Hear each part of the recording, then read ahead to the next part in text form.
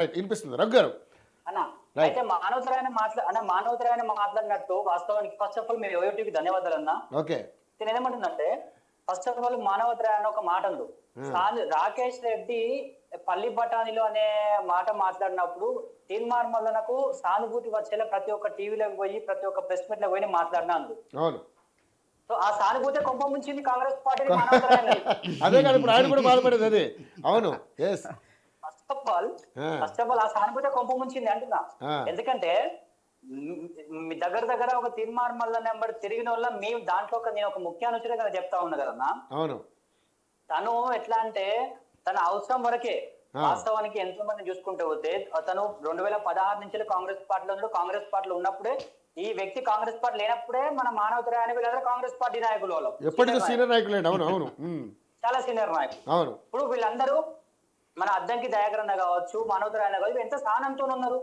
వీళ్ళు సీనియర్ నాయకులు, సీనియర్ కార్యకర్తలు, ఎన్నో స్టేషన్ వచ్చిన నాయకులు. వీళ్ళందరూ వచ్చిన నాయకులు కూడా వీళ్ళ స్థానంతో ఉన్నారు.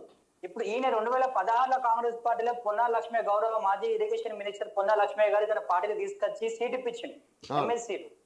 అప్పుడు ఆయన రెండో పాత్ర పోషించిండు. అయిపోయిన తర్వాత పక్క జరిగిండు.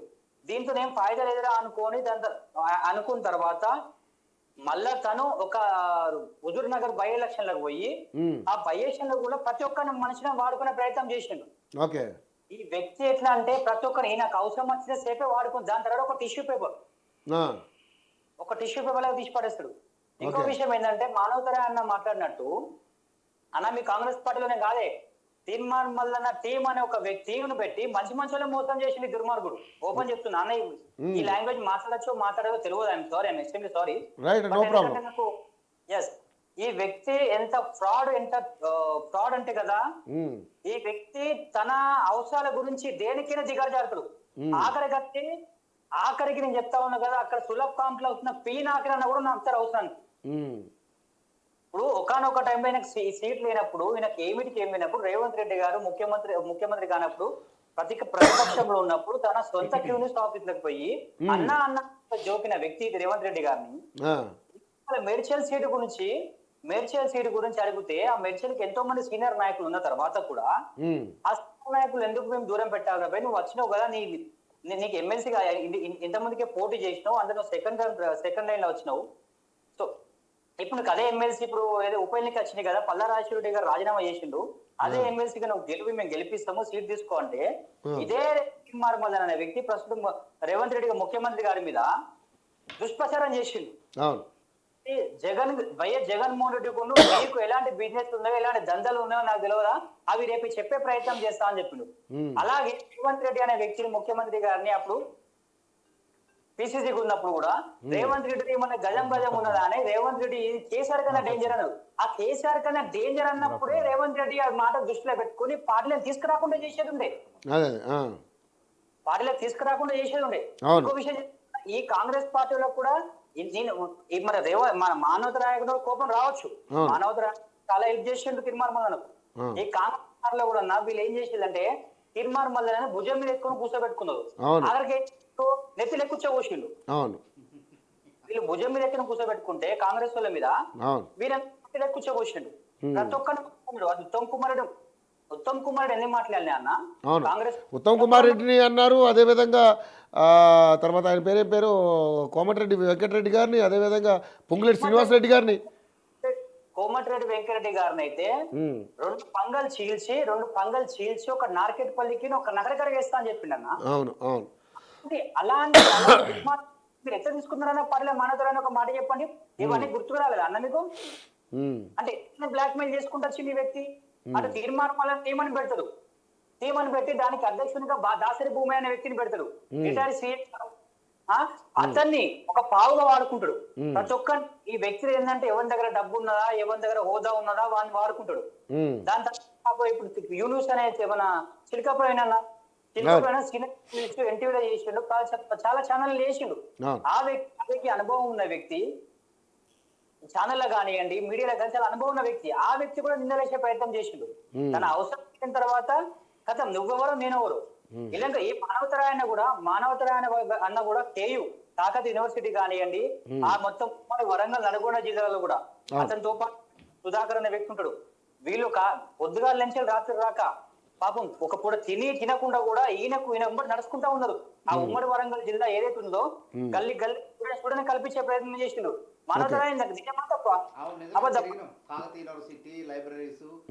ఎక్కడైతే అన్న మరి ఇలాంటి విషయము ఒక కులగణన గురించి ప్రస్తావించినప్పుడు రాహుల్ గాంధీ గారు చెప్పి ఆల్రెడీ మన భారత్ జోడో యాత్రలో ఇక్కడ హైదరాబాద్ లో మన ఖైరతాబాద్ ట్యాంక్ బండ్ మీద మీటింగ్ పెట్టి చెప్పిండు మేము కులగణన చేస్తామని చెప్పిన తర్వాత కూడా కొంచెం ఓకే పట్టాలి కదా.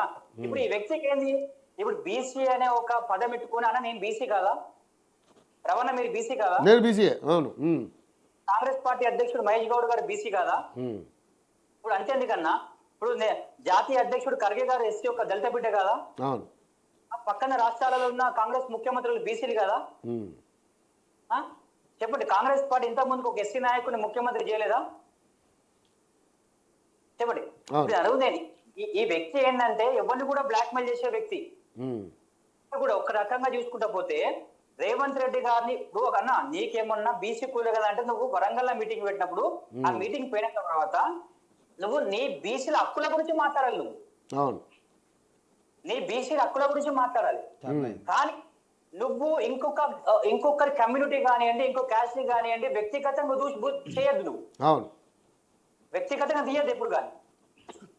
ఇంకో విషయం అన్న, ఎవడో ఆ మీటింగ్ లా ఈ వ్యక్తి ఆ మీటింగ్ లో మాట్లాడుతూ ఉంటా ఎవడో అప్పటిదప్పుడే ఈయన కామెంట్ పెడతారంట, ఏమని బీసీలందరూ మా ఉచ్చ దాగానే పెట్టా కానీ అప్పుడే ఆ కామెంట్ ఈ వ్యక్తి చూస్తారంట, ఎవరు తీర్మానం వదన్న కొత్త లైవ్ చూస్తున్నావా నువ్వు, అరే ఎంత మార్కుడు అన్న ఈ కామెంట్ ఈయన పెట్టిపిస్తారు, ఈయన పెట్టిపించి ఈ టైం పెట్టిపించి చూపించుకొని అరే బీసీలో మీ ఉచ్చ తాగలన్నారా, మీ బీసీలో మీ ఉచ్చ తాగలన్నారా, అరే మీరందరూ మా ఉచ్చ తాగండి అంటారు. అరే దుర్మార్గుడు, నువ్వు పోయిందెందుకు నీ బీసీ సభ పెట్టినప్పుడు ప్రచారం గురించి పోయినప్పుడు ఒక ఎమ్మెల్సీ అభ్యర్థి నువ్వు అక్కడ సుందర్ యాదవ్ గారిని నువ్వు ప్రకటించకపోయినప్పుడు నువ్వు అక్కడ నీ బీసీ హక్కుల గురించి మాట్లాడు, నీ బీసీ ప్రజల గురించి మాట్లాడు, నీ బీసీ ప్రజల గురించి మాట్లాడు. అంతేకాని నువ్వు ఎప్పుడు చూడు ఒక వర్గాన్ని కించపరిచి మాట్లాడతా అంటే ఎవరిని మోసం చేయాలన్న ఈ దుర్మార్గుడు. అంబేద్కర్ సిద్ధాంతాలను పాటిస్తాను, మాన్య కాంశీరామ్ గారి సిద్ధాంతాలను పాటిస్తాను, మా పాదయాత్ర చేసుకుంటా, ఎస్సీ బిడ్డ దళిత బిడ్డలు నా బిడ్డలు అని చెప్పిండు, నా దళిత బిడ్డలు పెళ్లి చేసుకుంటాను చేసుకున్నా అని చెప్పిండు, కించపరుస్తున్నా అని చెప్పిండు. దళిత బిడ్డ నిన్నోడు కించపరుస్తాడు భయ, నాకు అర్థమైంది కానీ అంగులాకి సిద్ధాంతం చెప్పిండు. అది చెప్తా అన్ని ఒకటే వదిన గారు ఎస్సీ మాత్రం నేను ఫ్యామిలీ రాజకీయాలు తీసుకురా మామూలు చెప్పి నేను అంటే నువ్వు ఎస్సీ బిడ్డలు అందరూ తెలుసు, నువ్వు ఎందుకు చెప్పుకున్నావు పబ్లిక్, నువ్వు వచ్చిన గురించి నువ్వు ప్రజల గురించి పోవడానికి వచ్చినావు. తర్వాత అంగిలాగు సిద్ధాంతం అన్నావు, నేను చచ్చి ఒక అంగి నాకు లాగు మాత్రమే ఉండాలి అన్నావు. అదే దుర్మార్గం చచ్చిపోయేటప్పుడు అంగిలాగు వేస్తారా, నువ్వు పార మీద పెట్టినప్పుడు బట్టలు ఒక మొలదరంతో సహా తీసేస్తారు. అంగిలాగు సిద్ధాంతం పెట్టన్నారా, మరి అంగిలాగు సిద్ధాంతం అన్నావు, ఆ సిద్ధాంతం అన్నావు వీనికి పాముల లెక్క వచ్చినాయి, బోట్లకు పాముల లెక్క వచ్చినాయి, ఇన్ని ఎకరాల లెక్క వచ్చినాయి, ఫార్చునర్ లెక్క వచ్చినాయి. ఇవన్నీ అన్న అంగిలాగు సిద్ధాంతం అన్నాడు ఎట్లుండాలన్నా ఉండాలి, ప్రజల తరపున కొట్టాడాలి, ప్రతిపక్షం ఉండాలి.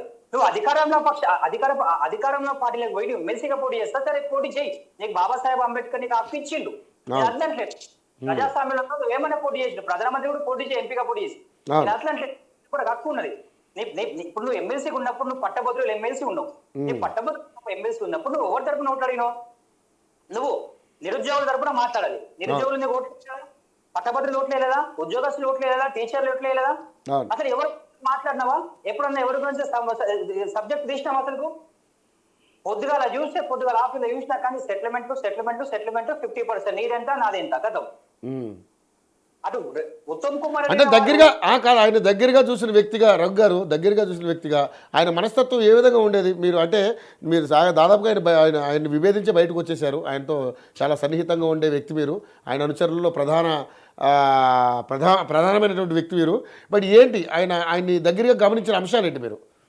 అన్న నేను చెప్తా ఒక సబ్జెక్ట్ ఏంటంటే నేను చెప్తానన్నా, ఇప్పుడు బీసీ అన్నావు, నువ్వు అటు ఎస్సీలను మోసం చేసినావు, బాబాసాహెబ్ సిద్ధాంతం అన్నావు, కాంశీరామ్ గారి సిద్ధాంతం అన్నావు, పాప ఎస్సీ బిడ్డలు మొత్తం చేసినావు, ఎస్సీ బిడ్డలు తిరిగినావు, వాళ్ళు కాయకష్టం చేసుకుని రూపాయి దాచుకున్నది కూడా నీకు చాయ్ పైసలు, పైసలు, టిఫిన్ పైసలు తీసుకొచ్చి ఇచ్చిళ్ళు, అటు ఎస్సీ పక్కన పెట్టినావు, అటు ఎస్సీ వాడుకున్నావు, ఇటు బీసీ అంటున్నావు. ఇది రెడ్డలతో పెట్టుకున్నావు. ఉమ్. అసలు నీ నినాదం ఏంది అసలుకు? నీ జెండా ఏంది? ఎజెండా ఏంది అసలుకు? ఉమ్. ఇప్పుడు అందరితో శత్రుత్వం పెట్టుకున్నావు. ఇప్పుడు నీకు ఎవరు దిక్కు? ఉమ్. నీకు అంటా ఉన్నా అన్నది. ఇప్పుడు మీరు అన్నట్టు అన్న సిద్ధాంతం పెట్టుకుంటుంది, ఆయన మెంటాలిటీ ఎట్లుందని చెప్తా ఉన్నా. ఆయన పార్టీ పెట్టే యోచనలో ఉన్నాడు కదన్నా. ఇప్పుడు ఆయనకి ఎవరు దిక్కంటే ఆయన దిక్కు పార్టీ పెట్టుకుంటారు కదా అన్న. కిరణ్ కుమార్ అన్న ఒకటి విషయం అన్న, పార్టీ అంటే పాండవ పెట్టినట్టు అనుకున్నారు అన్న. నాకు ఒక విషయం చెప్పండి. మంచి వాళ్ళే పార్టీ పెట్టు దివాళా తీసిన వాళ్ళు ఉన్నారు. ఏంటంటే అన్న, అంగిలాగు సిద్ధాంతం అన్నాడు హెలికాప్టర్ వస్తాడా అన్న? హెలికాప్టర్ వచ్చి పర్లేదు, అది ఎవరైనా స్పాన్సర్ చేసి అనుకోండి, సరే ఓకే పర్లేదు. హెలికాప్టర్ కొంటామని చెప్తాడు. అదే భూషుడి హెలికాప్టర్ కొంటాను మనకి అంగిలాగు సిద్ధాంతం ఎక్కడి నుంచి వచ్చిందిరా నీకు? ఒక పార్టీలో ఉన్న ఒక పార్టీకి ఎజెండా ఉంటది. నీకు ఒకవేళ బీసీ కులగణన సరిగ్గా చేయలేకపోతే, నీకు ఇక్కడ రాష్ట్రంలో ముఖ్యమంత్రి గారిని సహకరించకపోతే, గౌరవ అధ్యక్షులు మహేష్ గౌడ్ గారు సహకరించకపోతే, పార్టీ నేతలకు సహకరించకపోతే, నువ్వు ఢిల్లీకి వెళ్ళు, ఏఐసిసి రాహుల్ గాంధీ గారిని కలువు, ఖర్గే గారిని కలవండి.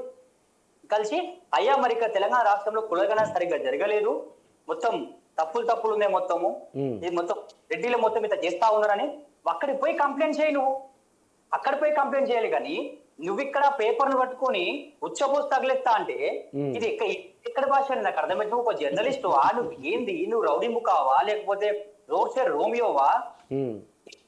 ఒక తల్లి పాల దగ్గర రొమ్మిన గుర్తారా అండి? అటు కొమ్మరెడ్డి గారిని తిడతారు, అటు ఉత్తమ్ కుమార్ రెడ్డి గారిని తిడతారు, ఇటు రేవంత్ రెడ్డి గారిని తిడతారు. అసలు ఎందుకు ఇంత జరుగుతున్నా కూడా ఫస్ట్ ఆఫ్ ఆల్ ఎప్పుడైతే కులగణన గురించి మాట్లాడిన వ్యక్తి ఎప్పుడైతే ఉన్నారో అప్పుడే గురిని సస్పెండ్ చేసి ఉండే. ఫస్ట్ ఆఫ్ ఆల్ ఎప్పుడైతే రేవంత్ రెడ్డి గారి మీద ఎప్పుడైతే అనుచిత వ్యాఖ్యలు చేసిరో సో అప్పుడు ఇమీడియట్లీ చేసి కక్షపూరితంగా చేశారు, మమ్మల్ని తిట్టినందుకే చేశారు అనుకుంటారు. కానీ కాంగ్రెస్ పార్టీ కొంత ఆలోచిస్తుందని చెప్పేసి మానవతరాయ్ గారు చెప్తా ఉన్నారు. ఏదైనా పాపం పండాలి, పాపం పండిదాకా ఆగాలని చెప్పేసి అన్నారు మానవతరాయ్ గారు ఇందాక. ఎవరికైనా సహనం ఓపిక అనేది ఉంటది. కాంగ్రెస్ పార్టీ అనేది సముద్రం లాంటిది. అవును. ఒకటి రాజగోపాల్ రెడ్డి గారు రేవంత్ రెడ్డి గారి మీద అనుచిత వ్యాఖ్యలు చేసి పరస్పర వ్యాఖ్యలు గోపాల్ రెడ్డి గారు కూడా చేసిళ్ళు, ఉత్తమ్ కూడా ఎన్నో చేసిళ్ళు. కానీ మళ్ళీ వాళ్ళు వ్యక్తిగతంగా ఎవరి మీద చేయలేదు, రాజకీయ పరంగా చేసిళ్ళు. అవును అవును అవును తప్ప వ్యక్తిగతంగా ఎవరితో శత్రుత్వం పెట్టుకోలేదు, వ్యక్తిగతంగా ఎవరు దుర్భాషలు ఆడలేదు.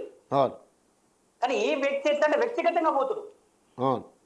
బీసీ నినాదం ఎత్తుకుంటే లేదా ఏదో ఒక నినాదం ఎత్తుకుంటే నాకు మంత్రి పదవి కావాలి, మంత్రి పదవి ఎవరు ఉచ్చ తాగానికి రెడీ ఉంటా. ఏ రెడ్డినైతే ఉచ్చ తాగండి మరి అన్నాడు, మంత్రి మీ ఉచ్చ నేను తాగుతా అని రెడీ అని ఉంటాడు, దానికంటే రెడీ ఉంటాడు. రైట్ రఘు, నేను మళ్ళీ తీసుకుంటా ఒకసారి మానవతరాయ్తో మాట్లాడతా. మానవతరాయ్ గారు, నిజంగానే గతంలో కూడా అదే మంత్రి పదవి ఆశించే ఈ మళ్ళీ ఈ విధమైనటువంటి వ్యాఖ్యలు చేశారని కొన్ని కథనాలు కూడా మనకు వచ్చాయి. చాలామంది రాజకీయ విశ్లేషకులు కూడా మాట్లాడారు, వాళ్ళకి అభిప్రాయం తెలిపారు. సో నిజంగానే అందులో ఇటువంటి అంశం ఉందంటారా ఆయన అంటే ఈ రకమైన మాటలలో? సరే, ఆశపడవచ్చు, ఆశపడి దానికోసం ఒక బ్లాక్మెయిల్గా మాట్లాడవచ్చు. ఓకే, అంత మాత్రాన సాధ్యం కాదు కదా. మంత్రి పదవి అనేది మల్లన్నకి ఇవ్వటం అనేది అది కుదరన అంశం. అది ఓకే, నువ్వు ఎంత ఎమ్మెల్సీ అనేది ఇవ్వటమే అది అదృష్టం అనుకోవాలి. ఓకే, అందరినీ కాదని చెప్పి నీకు అవకాశం ఇచ్చారు, పార్టీ కూడా మద్దతు తెలిపింది బహిరంగంగా. దాన్ని మీరు కూడా అతను గెలుస్తాడు అని తప్పకుండా మీరు కూడా అంతే కదా సపోర్ట్ చేశారు. గతంలో రెండోకి వచ్చిండు కాబట్టి ఇంకొంచెం మనం ప్రోత్సహిస్తే అవకాశం ఇస్తే తప్పకుండా గెలుస్తుంది అన్నది ముఖ్యమంత్రి గారు ఆలోచన, రేవంత్ రెడ్డి గారు. అట్లనే ఆయన ఆలోచన కనుగొనే గెలవడం జరిగింది, మేమంతా కూడా మద్దతు తెలపడం జరిగింది. కానీ మల్లన్న గారు ఒకటి గుర్తుపెట్టుకోవాలి, మల్లన్న గారు ముందు బీసీ నాయకులు ఎంతమంది ఉన్నారు, ఆర్ కృష్ణయ్య గారు, ఏ విధంగా ఆయన ఎంత అసలు ఒక ఋషిలాంటి వ్యక్తి ఆయన ఆర్ కృష్ణయ్య. అసలు ఆయన ఏ పార్టీలో తిరగని ఎక్కడికైనా పోని ఒక బీసీ నినాదాన్ని పట్టుకొని ఆయన ఎప్పుడు కూడా ఎవరిని కూడా పల్లెత్తి మాట, ఏ కులాన్ని దూషించలేదు. కానీ మనోడు ఇక అన్నప్రసన్న రోజు ఆవకాయ తిన్నట్టు ఒక నాయకుడు ఎమ్మెల్సీ కాంగ్లోనే మనకు ఆయనలో తెలవనటువంటి అహంకారం పెరిగింది. అంటే ఏ కులాన్ని పడితే తిట్టొద్దు, నువ్వు ఎందుకు తిట్టాలి, నాకు అన్యాయం జరిగింది, నా వాటా ఇది, మాకు అవకాశాలు ఇవ్వండి అని అడగాలి. కానీ ఇష్టం వచ్చినట్టు చదువురాని వాళ్ళు లెక్క మాట్లాడితే తప్పు కదా.